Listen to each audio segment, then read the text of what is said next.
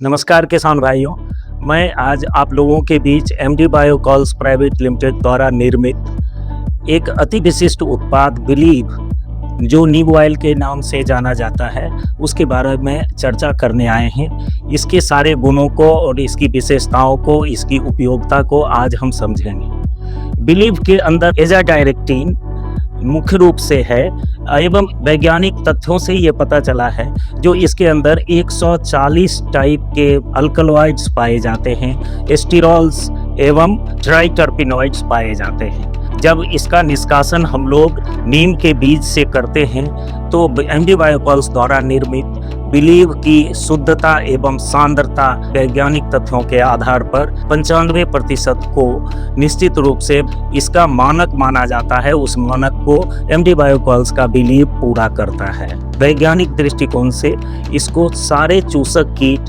पौधों के बीमारियों एवं छेदने वाले सारे कीटों के नियंत्रण के लिए इसकी अनुशंसा की जाती है। यह सारे चूसक कीट जैसे aphids, jassids, thrips, mites, leaf miner एवं मीलीबग को नियंत्रित करता है। इसके साथ साथ ये विभिन्न प्रकार की बीमारियों को भी नियंत्रित करता है पौधों में और फसलों में। इसके साथ ये एक सफल निमेटिसाइड के रूप में जाना जाता है। अगर इसका मिट्टी में व्यवहार किया जाए तो यह मिट्टी में रहने वाले नेमाटोड्स के अगेंस्ट पूर्ण रूप से नियंत्रित करने में सक्षम है। एमडी बायोकॉल्स द्वारा निर्मित बिलीव विभिन्न प्रकार के सांद्रण में उपलब्ध है।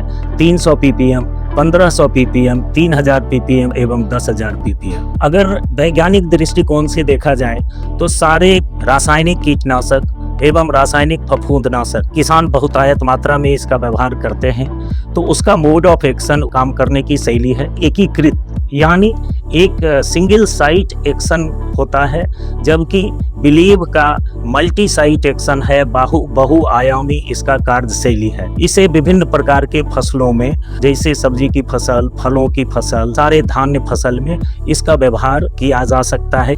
इसका व्यवहार रोग एवं कीट के नियंत्रण हेतु 10,000 ppm की 100 मिलीलीटर मात्रा 200 लीटर पानी में घोलकर स्प्रे करना चाहिए।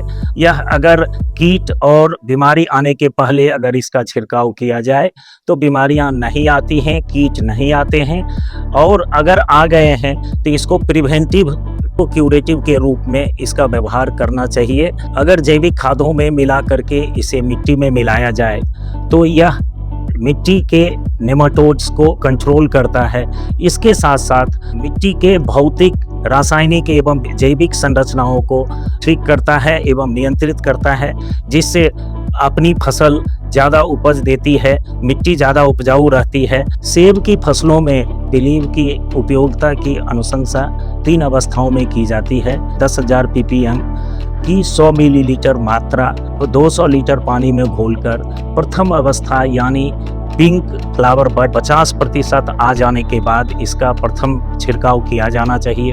दूसरा छिड़काव जब फूल बड जो है वो खुल जाए यानी खिल जाए उसके बाद होनी चाहिए। और तीसरी फसल तुराई के जस्ट पहले जो HMO यानी हॉर्टिकल्चरल मिनरल ऑयल का व्यवहार किसान भाई करते हैं, उसके साथ भी एक बार इसी मात्रा में बिलीव का व्यवहार होना चाहिए, जिससे सेब की फसल, अनार की फसल में निश्चित रूप से लाभ होगा और विभिन्न प्रकार की बीमारियों और कीड़ों से मुक्ति मिलेगी।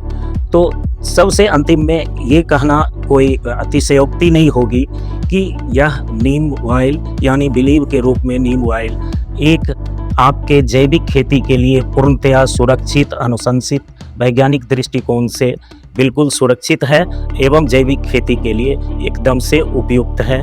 मैं आपसे अनुरोध करता हूं, एक बार बिलीव की शुद्धता और इसकी गुणवत्ता का उपयोग करके जरूर जांच करें। धन्यवाद।